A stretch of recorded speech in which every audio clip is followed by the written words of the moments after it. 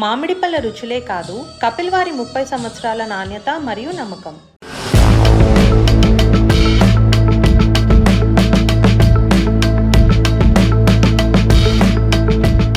మహిళా సినీ నిర్మాతను మోసం చేసిన కేసులో కీలక నిందితుడు అఘోరీని మోకిలా పోలీసులు అరెస్ట్ చేయడం తెలంగాణలో పెద్ద దుమారాన్ని రేపుతోంది.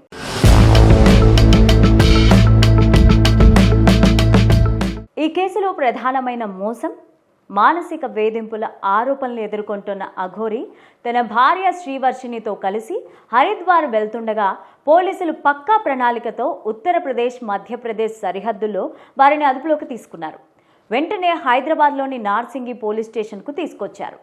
నార్సింగి స్టేషన్లో ఏసీపీ రమణ గౌడ్ నేతృత్వంలో అఘోరీ పైన 2 గంటల పాటు విచారణ చేపట్టారు. విచారణ అనంతరం వైద్య పరీక్షల నిమిత్తం చేవెళ్ల ప్రభుత్వ ఆసుపత్రికి తరలించారు. అక్కడ ప్రాథమిక ఆరోగ్య పరీక్షల అనంతరం పోలీసు బృందం అఘోరీని న్యాయమూర్తి ఎదుట హాజరుపరచగా కోర్టు 14 రోజుల రిమాండ్ విధిస్తూ తీర్పిచ్చింది.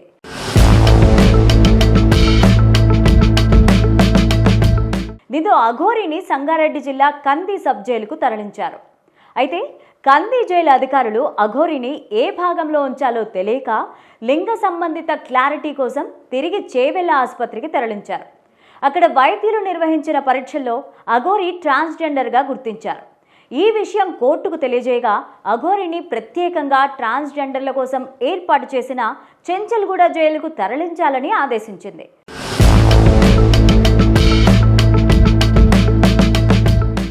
దీంతో చెంచల్గూడ జైలుకు అఘోరీని పోలీసులు తరలించారు. ఇక అఘోరీ భార్య శ్రీవర్షిని విషయంలో మరో సవాల్ ఎదురైంది. ఆమెను తల్లిదండ్రులతో పంపించాలన్న ఆఫర్ను ఆమె తిరస్కరించడంతో పోలీసులు ఆమెను హైదరాబాద్లోని కస్తూర్బా గాంధీ హోంలో సురక్షితంగా ఉంచారు. అఘోరీ తన భార్యతో కలిసే జైలులో ఉండాలని కోర్టుకు విజ్ఞప్తి చేసినట్టు సమాచారం.